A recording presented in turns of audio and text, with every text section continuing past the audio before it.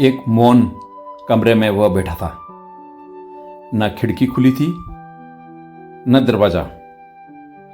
बाहर की दुनिया की कोई आहट वहां नहीं थी।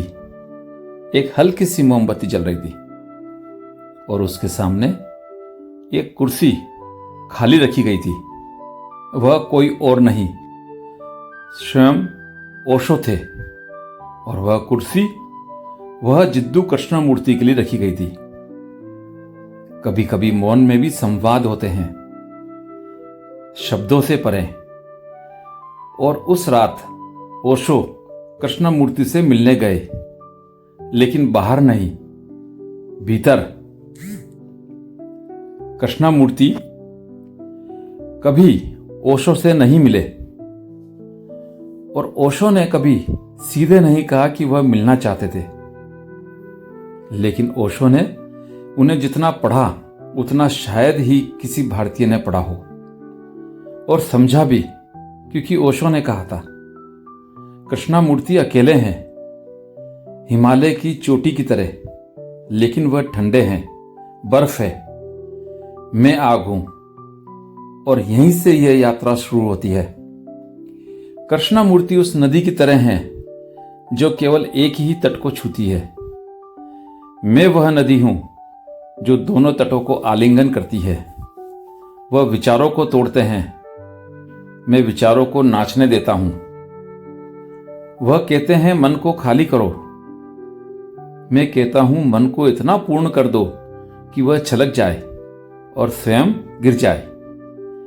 कृष्णमूर्ति का मौन भय से निकला मौन था। ओशो कहते हैं, जब कोई गहराई से भयभीत होता है तो वह स्वयं को नियंत्रित करने लगता है। कृष्णमूर्ति ने अपने जीवन में इतना कंट्रोल रखा कि जीवन ही बंध गया। उन्होंने संबंधों को ठुकरा दिया। उन्होंने प्रेम को एक व्याकुलता कहा। उन्होंने सेक्स को एक विकर्षण माना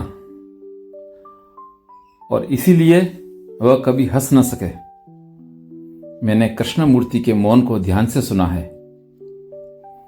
ओशो कहते हैं, कभी कभी जब वह मौन होते थे तो मैं उनकी आंखों में देखता था एक गहरा दुख, एक अनुपूरक की तलाश। वह कहते थे, कोई गुरु नहीं चाहिए। लेकिन यह बात बार बार कहने की जरूरत क्यों पड़ी? क्योंकि भीतर कोई छाया थी जो कह रही थी, काश कोई होता जिसे मैं प्रेम कर पाता। कृष्णमूर्ति और मैं, दो दिशाओं के दो सूर्य। ओशो हंसते हैं, कृष्णमूर्ति सोचते हैं, वही अंतिम है। मैं जानता हूं कोई अंतिम नहीं होता। सब कुछ निरंतर बह रहा है। कोई भी ज्ञान अंतिम नहीं है। हर ज्ञान, हर धर्म, हर मार्ग केवल एक पुल है जिसे पार कर जाना होता है, पकड़ कर नहीं बैठना। कृष्णमूर्ति ने कभी पुल नहीं बनाया। उन्होंने नाव भी जला दी और इसीलिए बहुत कम लोग पार जा पाए। मैंने झूला बनाया है जिसमें प्रेम भी हो, आनंद भी हो और मौन भी। मैंने सेक्स को द्वार बनाया, वह उसे बंद कर गए।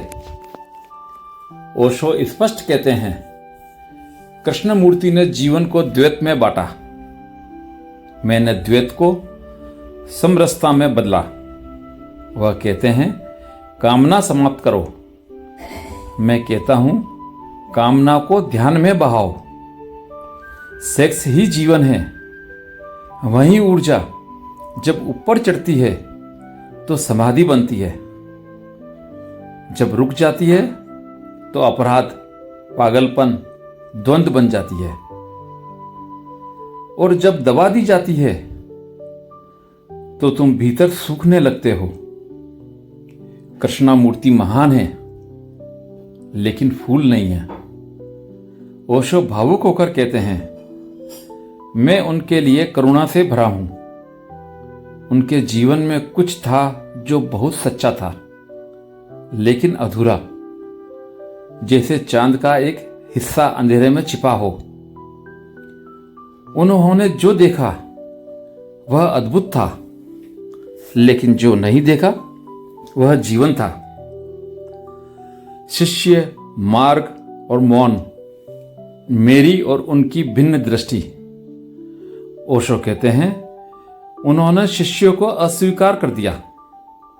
मैंने उन्हें आलिंगन दिया, क्योंकि मैं जानता हूं अगर प्रेम से छू लो तो शिष्य भी गुरु हो सकता है।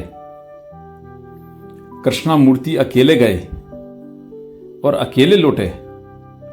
मैं चाहता हूं तुम अकेले मत जाओ। मैं हूं तुम्हारे साथ, तुम्हारे भीतर। क्या कृष्णमूर्ति बुद्ध से बड़े हैं? ओशो हंसते हुए कहते हैं, बुद्ध के पास फूल भी थे, गंध भी। कृष्णमूर्ति के पास केवल कांटे थे, लेकिन वह शुद्ध कांटे थे।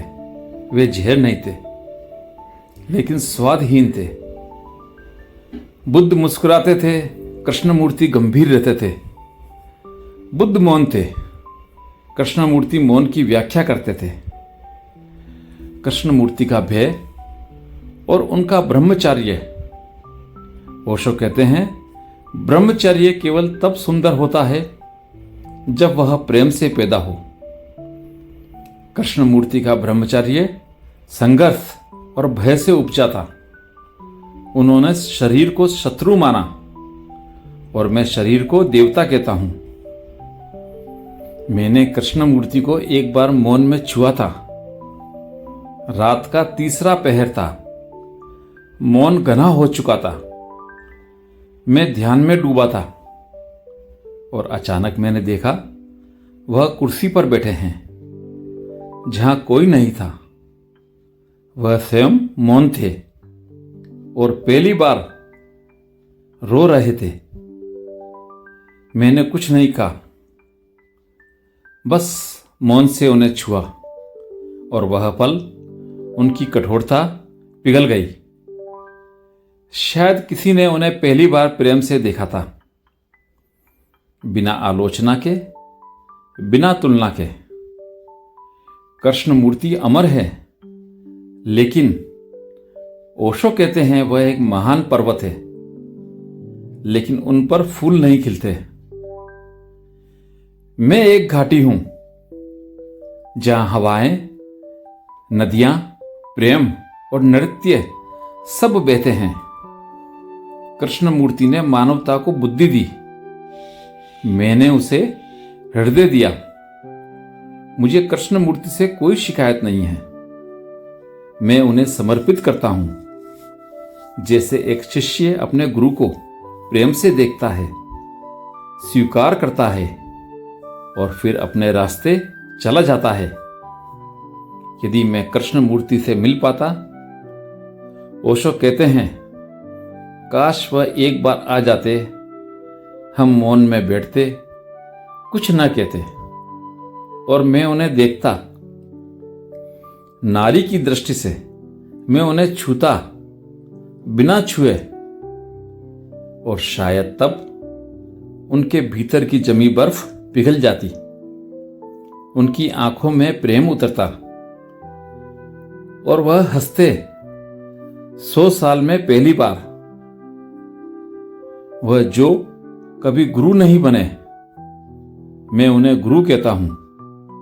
ओशो स्वीकार करते हैं, कृष्णमूर्ति वह दीपक है जो स्वयं जलता रहा, लेकिन कभी किसी को हाथ नहीं पकड़ाया। मैं कहता हूं, यह भी करुणा है। वह तुम्हें स्वाधीन बनाना चाहते थे, लेकिन उस स्वाधीनता में प्रेम नहीं था। वह आत्मनिर्भरता दे गए, लेकिन आत्मा का संगीत नहीं दे सके।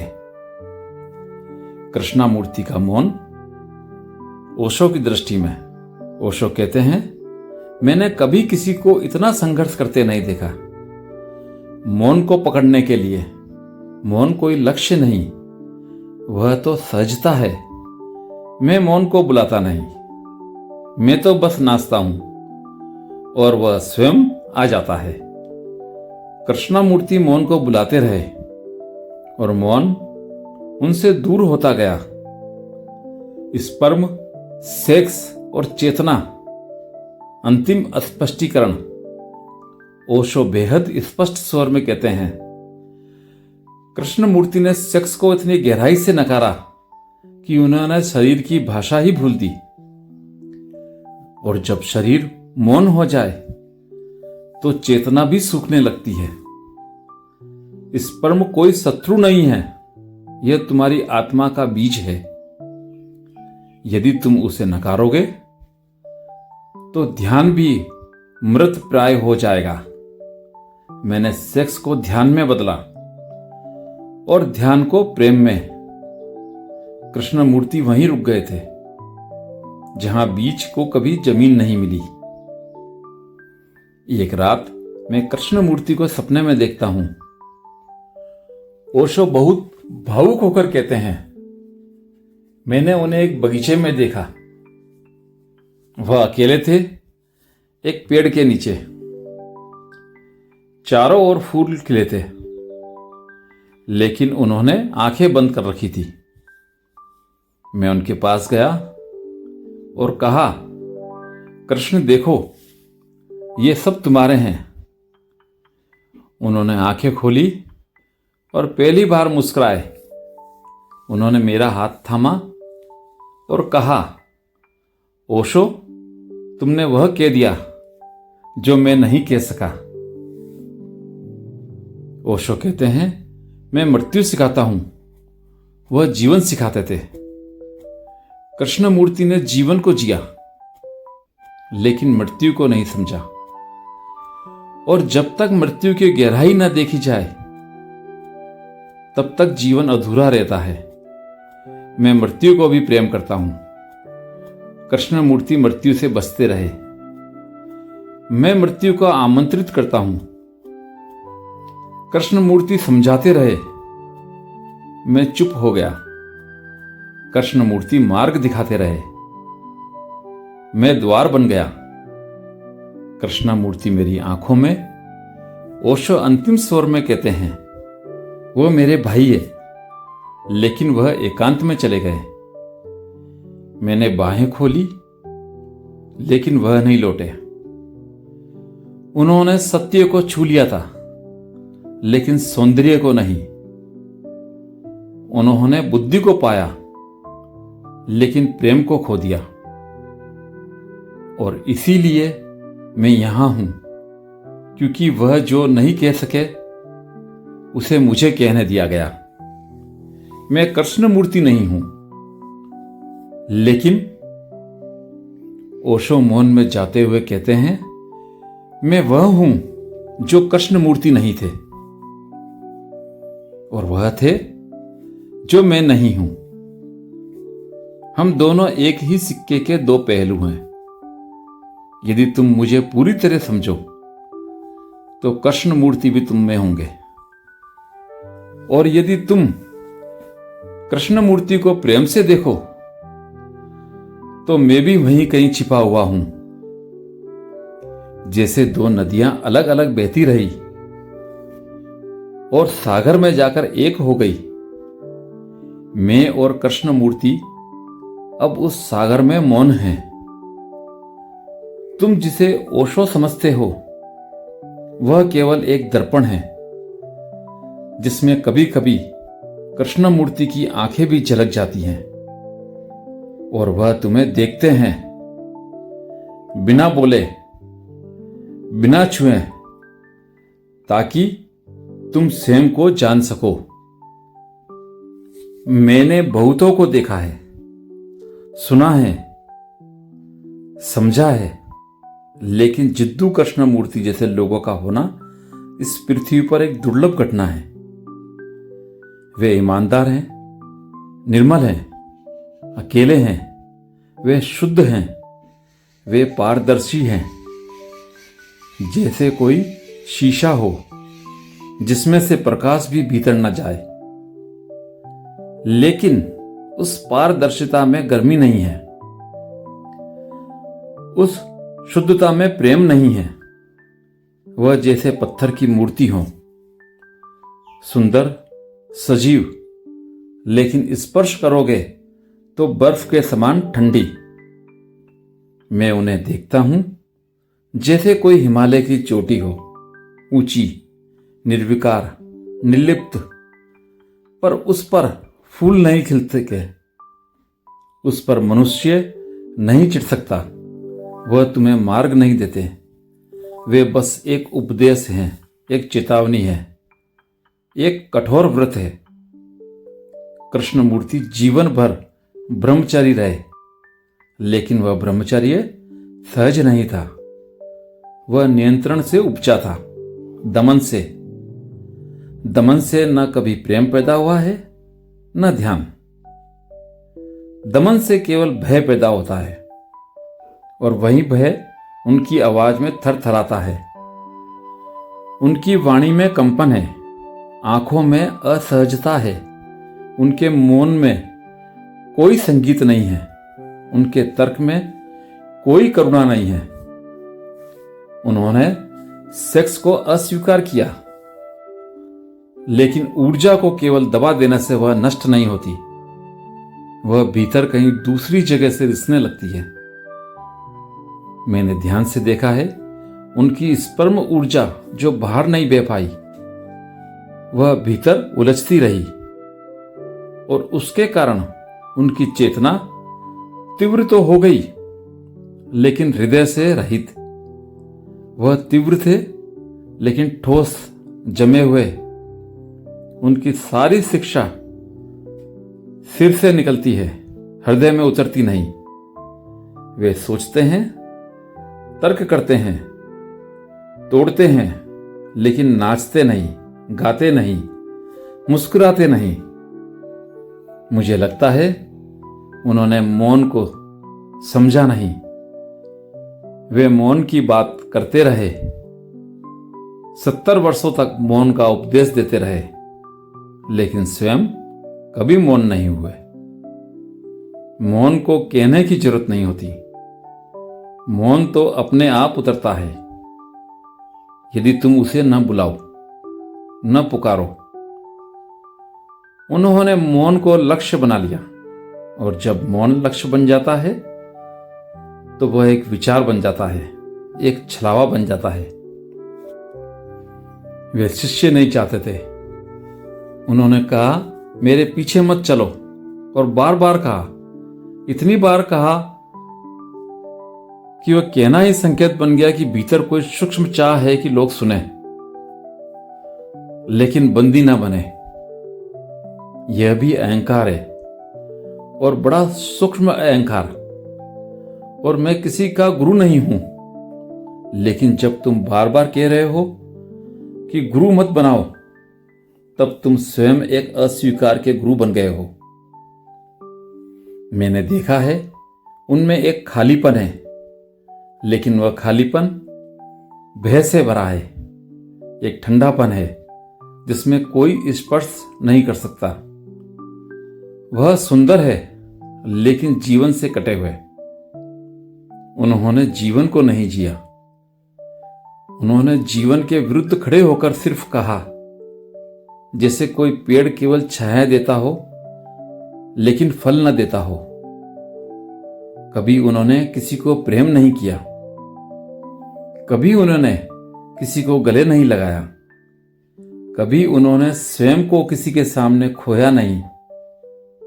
उनकी आत्मनिर्भरता एक दीवार बन गई, जिसके भीतर कोई प्रवेश नहीं कर सका।